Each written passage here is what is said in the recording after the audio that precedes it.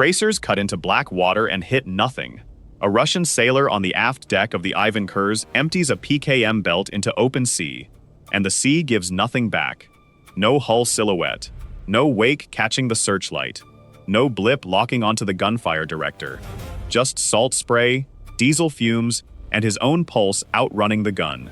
His hands are shaking hard enough that the belt feed jams twice in under a minute, and each time he has to stop, curse, clear it, and start firing again, into a darkness that refuses to answer back.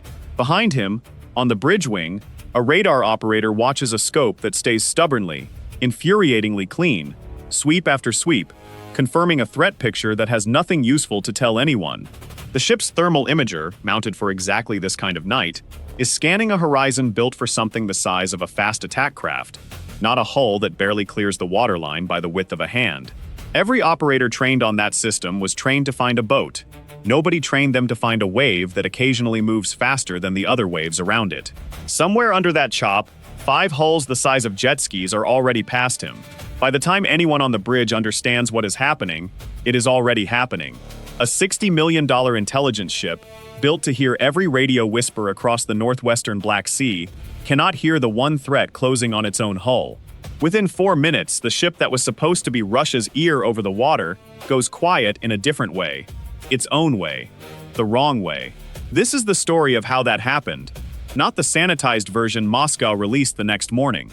The reconstructed one, built from patrol logs, drone telemetry, intercepted radio traffic, and the accounts of the people who flew 5 unmanned boats into the dark and waited to see if any of them would come home.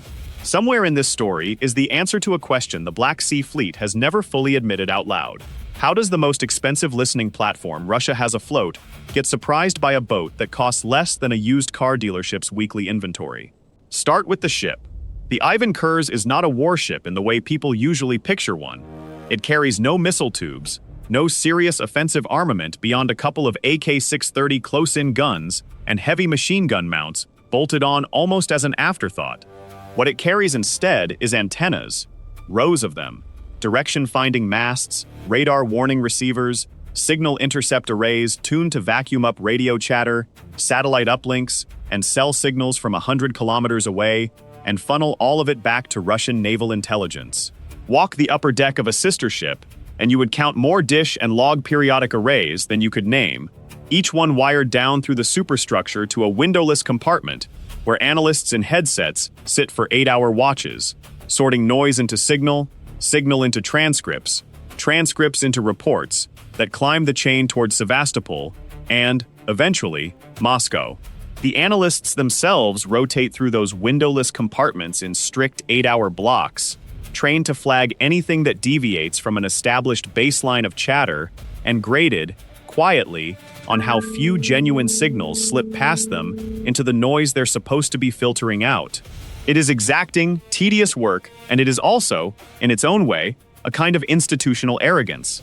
An entire ship built around the assumption that whatever matters on this stretch of water will announce itself over a frequency somewhere, sooner or later, to someone wearing a headset. Project 18-2080, NATO designation Vasily Tatishchev class, though this particular hull carries the older Ivan Khurs name and pedigree from a Soviet SIGINT lineage that goes back decades. Commissioned in 2018, homeported at Sevastopol, built for exactly one job: sail into international waters, loiter just outside anyone's territorial line, and listen. For 2 years of full-scale war, that job made the Ivan Khurs one of the most valuable non-combat assets the Black Sea Fleet had. It tracked Ukrainian coastal radar activations. It picked up drone control frequencies. It monitored NATO reconnaissance flights running orbits over the western Black Sea, and reported troop movement chatter back to fleet headquarters faster than satellite imagery ever could. Analysts on board could, on a good night, pull raw voice traffic from a Ukrainian artillery battery, adjusting fire, and have a translated, prioritized summary on a staff officer's desk in Sevastopol before the battery had finished its fire mission. The ship's crew treated its own invisibility as a kind of doctrine. Stay far enough offshore that nothing small enough to matter can reach you. Let radar and lookout coverage handle anything that gets close. It is a reasonable assumption for a ship watching for frigates and missile boats. Officers on board had, by their own later accounts to fleet investigators, grown almost complacent about the ship's isolation. treating the open water around them less as a threat axis and more as a kind of moat, a natural buffer that had held for 2 years and therefore would presumably hold forever. It is a catastrophic assumption for a ship that has never had to watch for a surfboard-sized drone running 12 inches above the waterline. Now the other side, Ukraine's Group 13, a special unit operating under military intelligence, had been building unmanned surface vessels since the earliest months of the invasion, refining a platform called Magura V5 through failure after failure until it worked. Early prototypes swamped in moderate seas, early guidance software lost lock on moving targets, and steered confidently into empty water. Engineers rebuilt the hull geometry twice, and the control software more times than anyone in the unit cares to count publicly, testing each iteration in the kind of secrecy that meant even some of the unit's own support staff didn't know what was being built in the workshop down the hall. A Magura V5 costs somewhere in the neighborhood of $250,000 fully equipped. It carries a warhead in the 200-kilogram range. It can run at roughly 42 knots and cover close to 800 kilometers on a single mission, all while presenting a radar cross-section barely larger than a floating log. Against a $60 million intelligence ship, that is not a fair fight. It was never supposed to be. By late 2023, Group 13 had already proven the concept could kill. Patrol boats hit near Crimea. A Project 2260 corvette, badly damaged off Sevastopol. The kill list was growing, and every strike sharpened the same tactical lesson inside the unit. Russian warships still weren't built, wired, or crewed to detect something running at wave height. Each success also taught the unit something quieter and more valuable than the kill itself. Exactly how long a Russian crew took to recognize an attack was underway, exactly which frequencies their escorts scrambled onto first, exactly how far a searchlight beam could reasonably reach before the operator on the other end gave up and swept elsewhere. Every engagement became a data point feeding the next one. The commander overseeing the unit's naval drone operations, referred to in internal briefings only by the call sign Sirocco, had a standing order for his planners. Find the highest value target that habitually operates alone, or nearly alone, in a predictable pattern. Watch it long enough to know its pattern better than its own crew does. Then take it. By January 2024, Sirocco's targeting cell had settled on the Ivan Khurs. The obstacle came almost immediately. The Ivan Khurs did not sail on a fixed schedule. Its patrol windows shifted by days, sometimes weeks, tied to whatever intelligence priority the fleet staff in Sevastopol had flagged that month. Group 13's planners had a target with almost no armor and almost no offensive teeth, and they still could not reliably find it on the water. Satellite passes over Sevastopol harbor gave irregular snapshots, not continuous tracking. Signals intelligence helped narrow the ship's general operating box in the southwestern Black Sea, somewhere in the corridor between Crimea and the Bosphorus approaches. But a box that size is still hundreds of square kilometers of open water. For 6 weeks, the unit watched, cross-referenced, and came up with nothing solid enough to launch on. Analysts built spreadsheet after spreadsheet correlating every confirmed sighting with weather, time of day, and known fleet exercise schedules, hunting for a pattern buried in noise. And more than once the pattern they thought they'd found evaporated the moment they tried to project it forward. They solved it the unglamorous way. Instead of chasing the ship, they built a probability model of where it liked to sit, cross-referencing satellite passes with the intercepted rhythm of its own radio and satellite communications discipline. The Ivan Khurs, ironically, gave itself away by doing exactly what it was built to do. Every time it activated its most sensitive receivers, it produced a faint signature its own crew assumed was undetectable at range. Ukrainian signals analysts disagreed, and by February they were confident enough to bet a strike package on it. That is the sort of detail that gets left out of every official Russian statement about this night. The ship that listened to everyone got quietly listened to in return. I spent a long stretch going through the open-source tracking data and the patrol logs pieced together after this operation. And one detail kept nagging at me. The Ivan Khurs' own operating pattern. The very predictability that made it effective as a listening post was the exact thing that made it huntable. Efficiency and vulnerability turned out to be the same trait wearing 2 different uniforms. There is a scene worth pausing on here, one that never made it into any Ukrainian press release, because it happened at a desk, not on the water. In a cramped operations room somewhere well behind the front line, an analyst working the Ivan Khurs file for Group 13 sat with 3 monitors and a stack of printed intercepts, running the same correlation for the 11th straight night. Colleagues who worked alongside her have described the moment differently depending on who's telling it, but the shape of it stays consistent.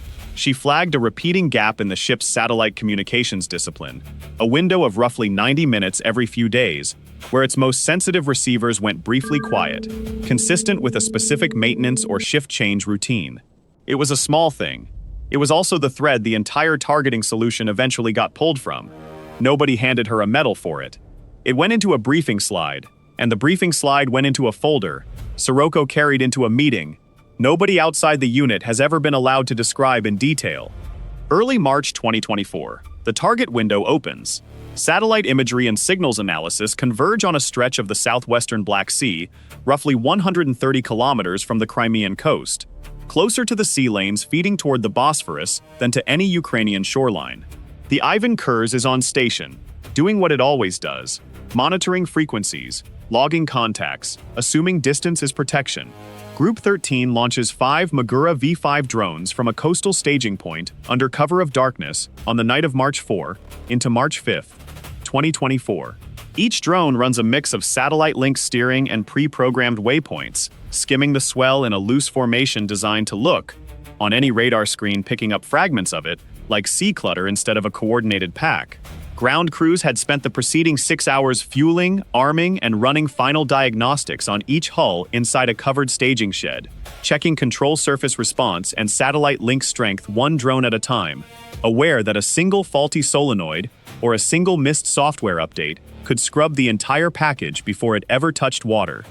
The second obstacle hit almost exactly where the first-generation missions had been ambushed before: Russian electronic warfare. Sevastopol and the surrounding coastline bristle with jamming assets designed specifically to break the satellite links unmanned systems depend on. 2 of the 5 drones lose steady contact with their remote operators about 90 minutes into the transit, their control links chewed up by noise. Group 13's engineers had anticipated, but never fully solved. In the operations container, the 2 affected operators watched their video feeds dissolve into static almost simultaneously, a coincidence that briefly convinced everyone in the room that both drones had already been lost to some new countermeasure nobody had cataloged yet. This is the moment that has killed missions before. A drone that loses its link either stops, circles, or drifts off course into nothing, and an operator sitting in a container hundreds of kilometers away can only watch a dead video feed and guess. Group 13 had built for exactly this failure. Each Magura V5 carries an inertial backup, a dead reckoning system that keeps it pointed at its last confirmed heading and target coordinates, even with the satellite link severed. It's a blunt instrument. It cannot react to a course change or dodge an obstacle. It can only keep going in a straight, dumb, stubborn line toward where the target was last known to be. 2 drones go dark on the operator screens and keep moving anyway, flying blind toward a moving ship on nothing but math, and a bet that the Ivan Khurs hadn't changed heading in the last 90 minutes. It hadn't. The 3 drones still under live control close the gap first, running the final approach in the trough between swells, where a lookout's eye naturally settles on the wave crest instead of the water beneath it. One operator, callsign Raven, has flown this exact profile in training 17 times. He has never flown it against a live target this valuable. In the minutes before launch, he later told a colleague, he ran through the same mental checklist he always ran through: throttle curve, wave height compensation, final approach bearing. Except this time, his hands were cold, in a way that had nothing to do with the temperature in the container. 3 hulls, engines throttled back to keep wake signature low, slide inside 4 kilometers of the Ivan Khurs. That's when the ship's escort, a smaller patrol boat running loose cover a few hundred meters off the Khurs's beam, catches something. A shape, maybe a reflection, maybe real. The patrol boat's crew swings a searchlight across the water and opens up with a heavy machine gun on a contact they can't confirm, firing more out of nerves than certainty. Tracer rounds arc out over the swell in a ragged, uneven rhythm, more panic than fire discipline, and for close to 90 seconds, the only sound on that stretch of water is gunfire chasing shadows that were never actually where the gunner's eye kept snapping to. One approach is over before it starts. The mission isn't. Setup complete, position confirmed. 2 drones still running dark on dead reckoning, unaware their target has just been shot at by its own escort, continuing anyway on a straight-line intercept nobody can recall or redirect. Rewind 3 weeks. because there's a piece of this operation that almost sank it entirely before a single drone ever launched. Group 13 had a source inside the logistics chain, feeding fuel and resupply schedules to Black Sea Fleet vessels operating near Sevastopol, a low-level contact who had quietly confirmed the Ivan Khurs' rough resupply rhythm for months. In mid-February, that source stopped responding. No explanation, no warning. Just silence on a channel that had been reliable since the previous autumn. For 12 days, Sirocco's team operated on the assumption their best human intelligence line had been compromised, possibly rolled up, possibly turning the whole operation into a trap. They nearly scrubbed the mission twice. What kept it alive was corroboration from an entirely separate source, a signals-intercept confirming the ship's general operating pattern, independent of the silent contact. The human source resurfaced in late February, with an explanation that never made it into any after-action report Group 13 has discussed publicly. Whatever happened to that contact for those 12 days, it very nearly cost Ukraine its best shot at the Ivan Khurs. What almost nobody outside the unit knows is what those 12 days looked like from the handler's side of that relationship. The officer running the source, working under a call sign that has never been published, has since described those 12 days as the longest of the entire operation. Longer even than the night of the strike itself. Every protocol says a source who goes dark that long is presumed burned, and every protocol says you shut the channel down and assume the worst. Because the alternative, continuing to plan around a contact who might already be sitting across a table from Russian counterintelligence, is how entire networks get rolled up in a single week. The handler kept the channel open anyway, against the recommendation of at least one colleague, on nothing more than a read of the source's prior reliability and a hunch that the silence had a mundane explanation. It did. The source had simply lost access to a phone for reasons that were never fully explained even to the handler, a detail so anticlimactic that when it finally surfaced, more than one person in that operations room reportedly laughed out loud from sheer relief. 12 days of dread, resolved by something as small as a missing phone. What's most surprising about this case isn't the drones, it's how much of the operation depended on things that had nothing to do with drones at all. A nervous source going quiet for less than 2 weeks, nearly unraveled 6 weeks of pattern analysis. War at this scale keeps getting described as a story about hardware. Half the time it's actually a story about whether one anxious person on the ground picks up a phone. Before the drones close the final distance, it's worth spending a moment on who was actually standing watch aboard the Ivan Khurs that night. Because the ship that gets discussed afterward as a strategic asset was, in the most literal sense, a crew of roughly 200 people, most of them very young, most of them nowhere near the compartments that make headlines. One junior signals rating, 22 years old, had transferred aboard only 6 weeks earlier from a shore posting in Novorossiysk, still learning the ship's compartment layout well enough to find his own berth without counting doors. He had written home twice that week, both letters routine, one complaining about the food, the other asking his mother to send a specific brand of instant coffee the ship's stores never seemed to stock. He was on a rotation that put him off watch and asleep in a berth 2 decks below the waterline when the first drone hit, which put him, by the account later pieced together from survivor statements, directly in the path of the flooding that followed the second impact minutes later. Neither letter home mentioned anything about being afraid. There had been no reason yet to be. 2 decks up from where that young signals rating slept, a warrant officer named in surviving crew rosters only by rank and section, a damage control veteran with close to 15 years aboard 3 different fleet hulls, was standing an unscheduled watch that night, covering for a colleague out with a minor injury. Crewmates who served with him have since described a man who treated every drill as if it were real, who walked his section's watertight doors and pump stations before every shift, regardless of what the schedule actually required of him.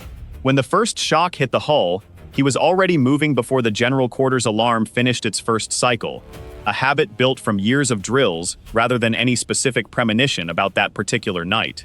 His 15 years of habit bought the flooding teams behind him perhaps 90 critical seconds they would not otherwise have had. The difference, several survivors have said since, between compartments that flooded and compartments that were sealed in time. Back to the water, past midnight, into March 5th. The 2 drones running blind on dead reckoning arrive almost exactly where the calculations predicted. A testament to nothing but stubborn math and a target that never deviated from its own habits. They emerge from the dark less than a kilometer off the Ivan Khurs' port side. invisible against the chop until they are close enough that invisibility stops mattering. The remaining live-controlled drone, flown by an operator using the call sign Sting, threads past the panicked escort boat, still spraying gunfire at shadows, and closes the final distance on the Khurs' stern quarter. Sting later described the final 90 seconds of that approach as the quietest 90 seconds of his life. Headset silent, chat channel silent, nothing but the low hum of the control terminal, and a video feed showing a hull getting larger by the second. 3 drones, 1 target. No warning shot that lands.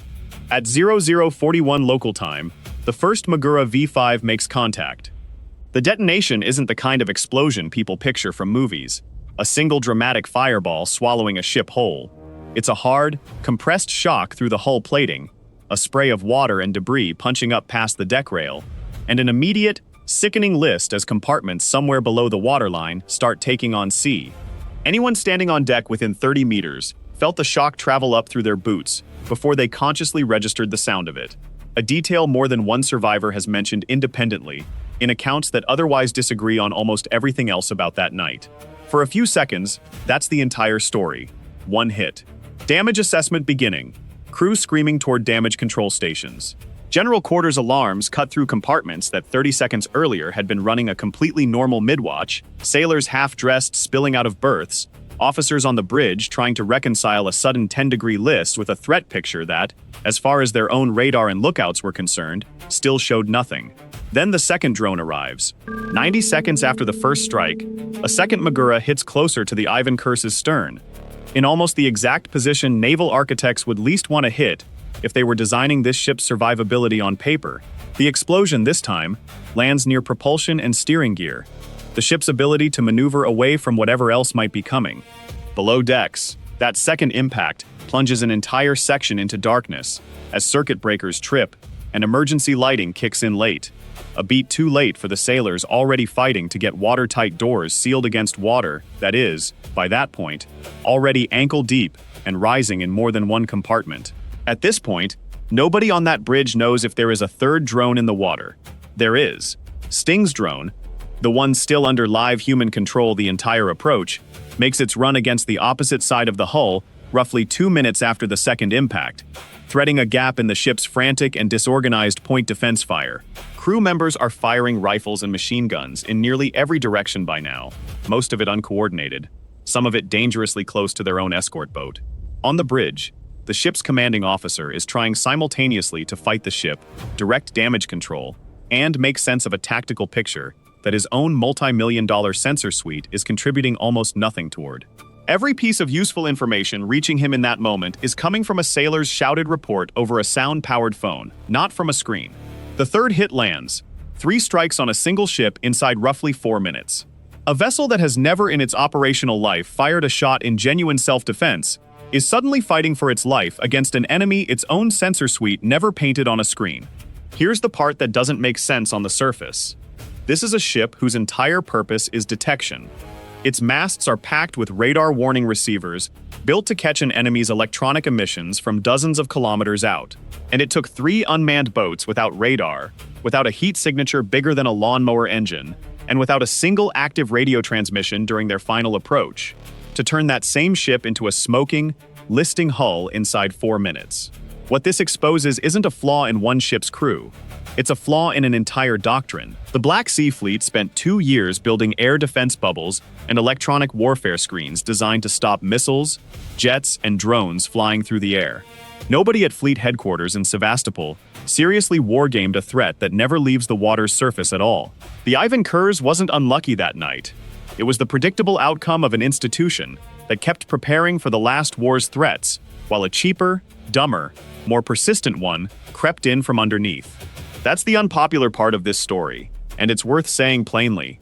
Putting Russia's single most valuable regional SIGINT platform on a routine, lightly escorted patrol, in a pattern predictable enough for an adversary to model from open-source signals alone, wasn't bad luck.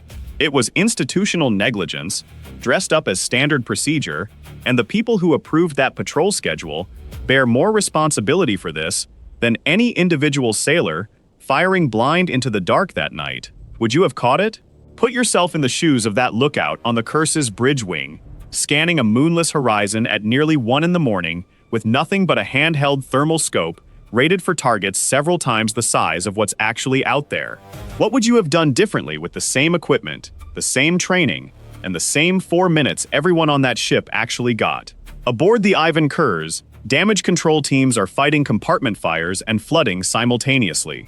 The ship's chief engineer reports the aft engine spaces are taking water faster than pumps can clear it. Radio traffic to Sevastopol turns from routine reporting into a request for immediate tow and escort support, the kind of transmission that tells anyone listening, including Ukrainian signals-intercept teams still monitoring the same frequencies the Khurs itself was built to dominate, that the ship is in genuine trouble. The irony writes itself. Russia's premier signals intelligence vessel is now broadcasting its own crisis on frequencies its adversary is actively monitoring. By roughly 01:15, the Ivan Khurs is confirmed listing its stern sensor array dark, at least one of its 2 propulsion shafts reported inoperable. It is, in the plainest terms available to a warship crew, no longer capable of returning fire, maneuvering meaningfully, or continuing its mission. It is a wounded hull, waiting to see if it stays afloat. There is a scene here that deserves its own moment, separate from the tactical narrative, because it's the part of this story that official damage assessments never touch. In the flooded compartment, 2 decks below the waterline, a small group of sailors, the 22-year-old signals rating among them, found themselves cut off behind a jammed watertight door, with water rising past their knees, and the compartment's emergency lighting flickering on backup power. What happened in the roughly 40 minutes before that door was finally forced open from the other side has never been officially documented in any release Moscow has made public. What is known, from survivor accounts that later circulated informally among families in Sevastopol before being quietly discouraged from further spreading, is that every sailor in that compartment made it out alive, in large part because one of them, a damage control specialist with barely a year more experience than the rest, kept the group organized around the one dry corner of the space and refused to let anyone panic toward the door before help actually arrived. There is no medal ceremony on record for that. There rarely is, for the parts of these nights that matter most to the people who lived through them. For close to 2 hours, nobody outside that patrol group and Sevastopol's fleet command knows whether the Ivan Khurs will still be a ship by sunrise or a debris field. What happens next depends entirely on tugs that haven't even left port yet. Sevastopol dispatches rescue and salvage assets within the hour, a decision that tells its own story about how seriously the fleet staff is taking this. You do not scramble tugs and additional escort vessels at 1 in the morning for a minor engineering casualty. You do that for a ship you are genuinely afraid of losing. The tow arrives roughly 3 hours after the third impact. By then, the Ivan Khurs' own damage control teams have managed to slow the flooding enough to keep the ship from going under. A combination of trained crew discipline and, frankly, a fair amount of luck in exactly where those 3 warheads landed, relative to the ship's most critical buoyancy compartments. A few meters in either direction on any one of those 3 hits. And this story ends with a wreck on the Black Sea floor, instead of a ship under tow. The Ivan Khurs limps back towards Sevastopol at a fraction of its normal speed. Under escort, its signature masts and antenna arrays dark and silent for the first time in months. The ship that was built to always be listening arrives home having heard nothing coming. Group 13's operators, meanwhile, are working through their own uncertainty. 2 of the 5 drones launched that night are unaccounted for after the strike, their fate unknown to the operators who flew them. The third that reached its target detonated, and the 2 backup dead reckoning drones may have either impacted separately or simply run out of fuel searching for a target that had already been hit by the time they arrived. Sirocco's after-action assessment, built from partial telemetry and the confirmed damage reports filtering back through intelligence channels over the following days, credits 3 confirmed hits from the 5-drone package, a strike ratio that would be considered exceptional by any modern naval standard. On the Ukrainian side, confirming what had actually happened out there took days, not hours. Group 13's intelligence cell cross-referenced Sting's final video frames, the intercepted distress traffic between the Khurs and Sevastopol, and a handful of satellite passes showing the ship's altered draft and list angle against the pier once it finally made port.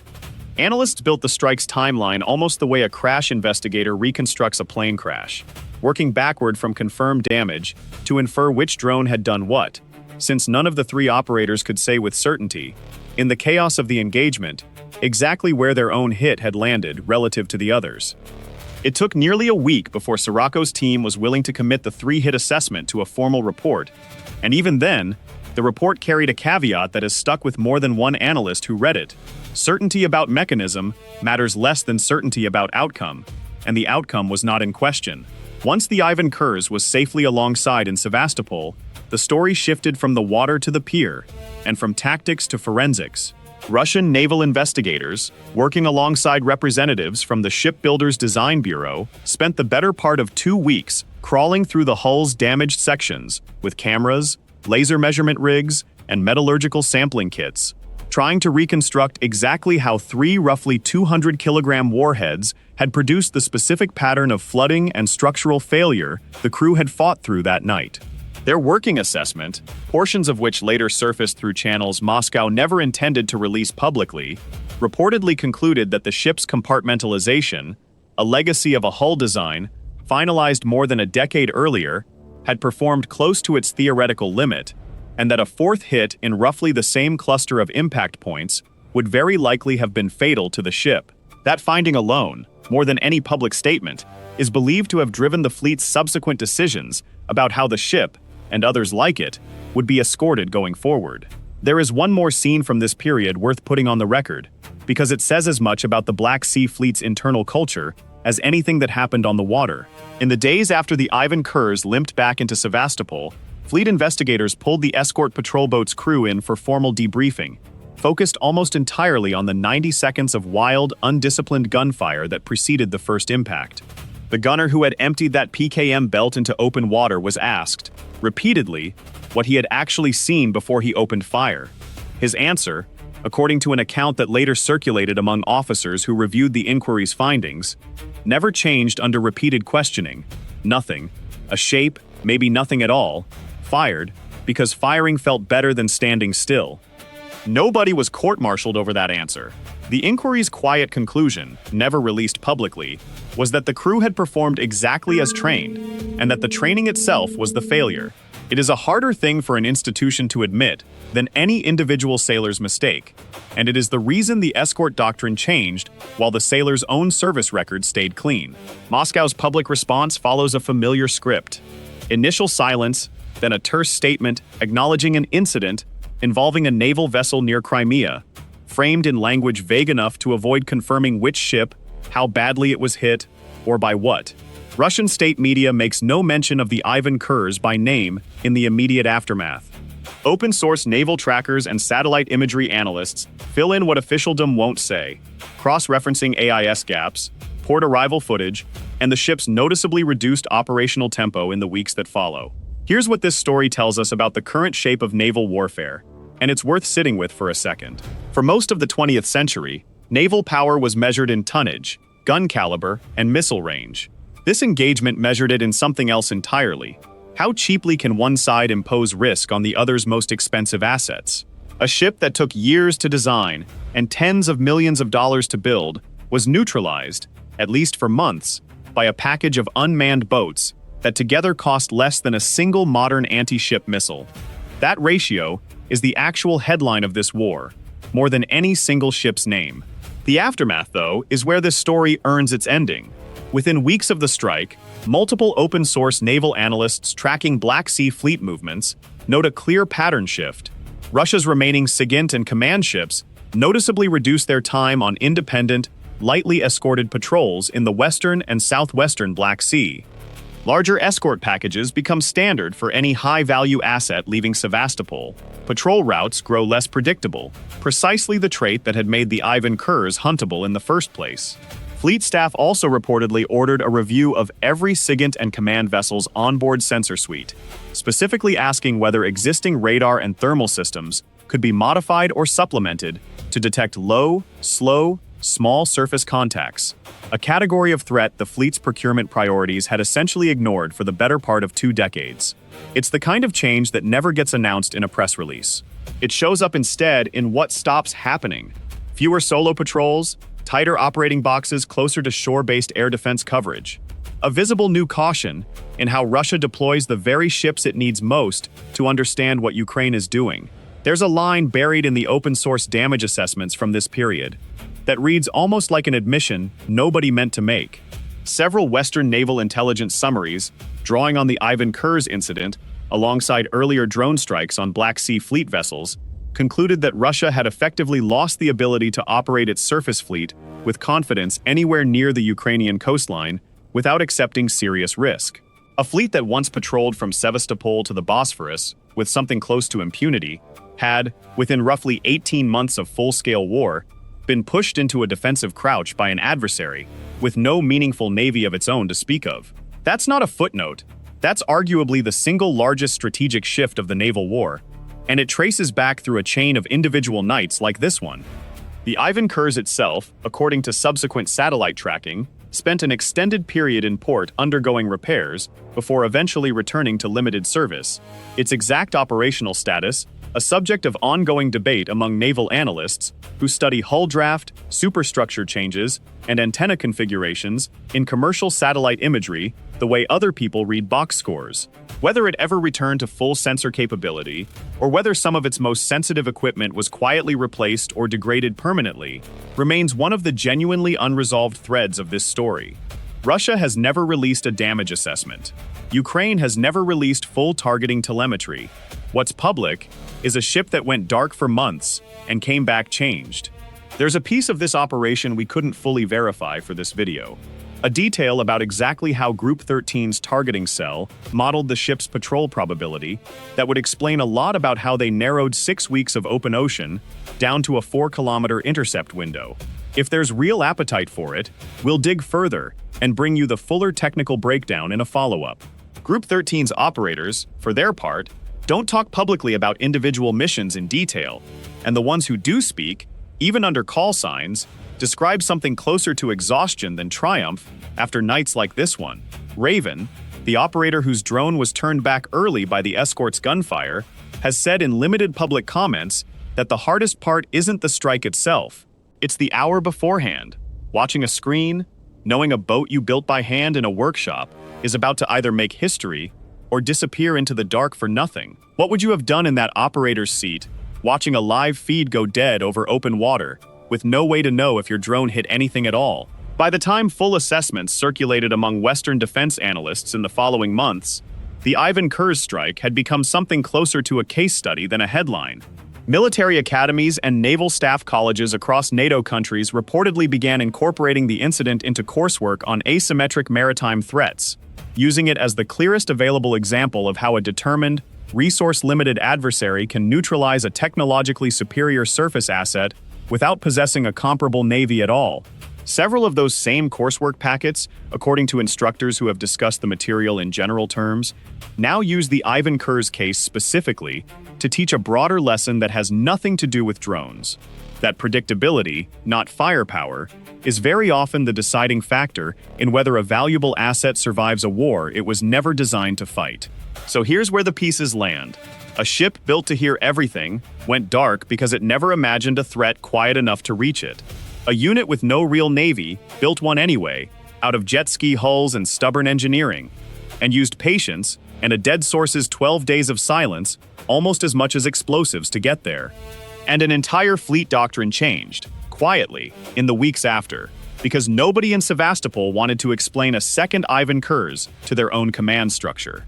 Will Russia ever fully solve the small boat threat in the Black Sea? Or is this the new permanent cost of operating anywhere near that coastline? Comment yes if you think Moscow adapts within a year, or no if you think this fight is already decided. If you want the next reconstruction, the strike on the Escort corvette, loading caliber missiles at Kerch, is sitting in our back catalog, and it starts with an entirely different kind of patience. A wait timed not to a patrol pattern, but to a resupply schedule nobody thought Ukraine could track. Subscribe if you want these frontline reconstructions as they get declassified and confirmed. There's more of this story still surfacing, and we'll be here when it does.